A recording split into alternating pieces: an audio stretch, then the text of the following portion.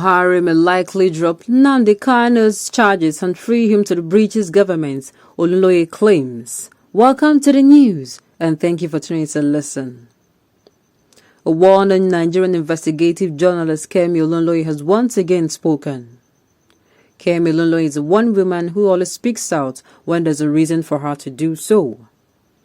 According to a tweet she made earlier today on a verified Twitter handle, she made it known that the trial of the leader of the proscribed indigenous people of Biafra, IPOB, Mazi Nnamdi Kanu, will begin tomorrow. Speaking further, she claimed that the President Muhammadu Buhari may likely, drop Nnamdi Kanu's charges and free him to the British government, his second country. Her quotes, quote, and I read, "Tomorrow begins Nnamdi Kanu's terrorism and treason trial. Buhari will likely drop charges and free him to the British government, his second country."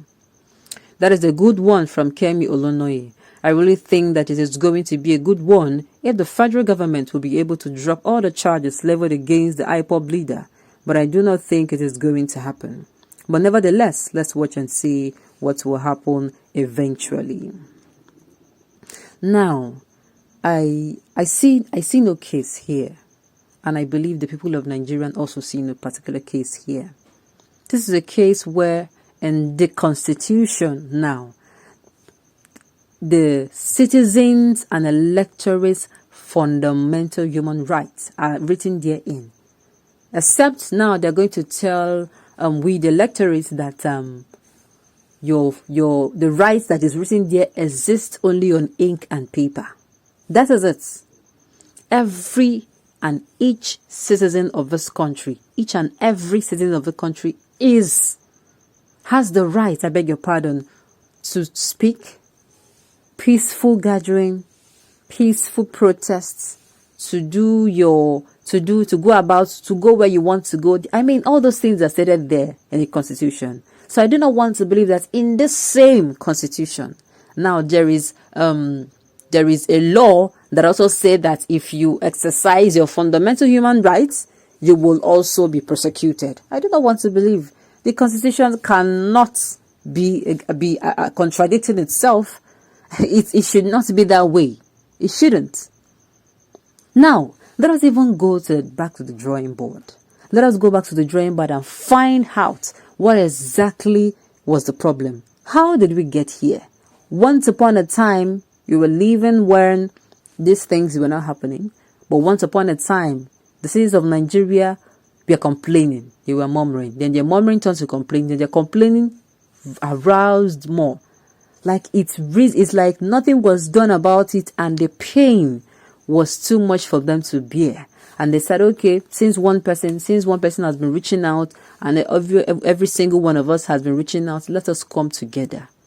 Maybe they are going to be able to hear us. That was what's brought about this particular thing now. Now, what is the cause of this? This is just what brought about it. What is the real cause? The real cause is nothing far from bad governance. Bad governance, number one. People come into governments with their selfish ambitions. I am so sorry if this is anyway offensive, but people come in with their own, they're so self-centered about themselves.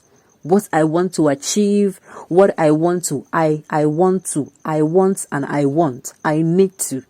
That is all. They do not come with the mindset of what the country, what the nation, what the people. We need somebody with this mindset. If somebody with this mindset, I beg your pardon, does not in no distant time take the seat of the presidency, of a governor's seat, and of, in fact, every person in a public position and a government office supposed to have the mindset of what I will do for the community. How is this going to help the community? How it is going to help the secretariat? How it is going to help the government? How it is going to help the people? How is it going to help the nation? Everyone that is going into a public position should have this mindset. And if you do not have, but what you think about is how this will make me better, it will make my family better and my community better, and that is just you and yourself alone. It is very selfish. Now, bad governance is one. Ethnicity in government. People are no longer given position based on their merits. You see those who merit to be in positions. At the end of the day, what happens? They are not given that opportunity. Why? Because Oga has a sister or a brother that he or she has no clue about how things are run. But because he's a sister to Oga, so what happens? Oga gives he or her that position. And you see what will happen? It's like, until people start saying these things as they really are, this thing is not your property. It is not your own. It is government resources. If you are in a public position and you take, because you are in a public position, oh, this person helped me out one time, I was down and he has always been there for me, so let me just give him. There is nothing like that. When it is time from your business money, from your pockets, from your salary, you can do your goodwill. But see, when it comes to public office, you are meant to be very, very selfish for as in you're supposed to be selfish for the nation. You will do what will not put the nation resources in jeopardy. You will judiciously manage the resources. That is it. That is why you are put there. Not putting it in the hand of somebody who will incur more cost. Who is going to be lackadaisical about it because he has no clue about how it is run. And tomorrow, they come out and say, why? It is from these places that these things arises. Putting in somebody who does not merit a position, number one. Using favoritism, tribalism. Religion, is a member of my religion. Oh, he goes to the same church with me. Oh, I saw him in mosque on Friday and all those things. And before you know it, that is where the fault comes from.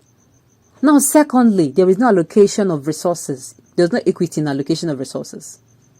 You're allocating resources. Oh, the northern part. Oh, it's my community and it's the northern part of the country. They're my people. I need to. No. Have it in mind that if you do that, you're already creating you've started creating a gap. The other ones will feel like, okay, what is going on here? We are one Nigeria, but are we really one? Are we really united? Then we are still talking about that one. What happens in the allocation of appointments? Oh, my brother, oh, my sister, member of my religion. No. You would have to fight yourself. Look, to be in a leadership position, you have to do things against your will. Look, there is a very tiny part of us that if we do not control, it will grow into greed.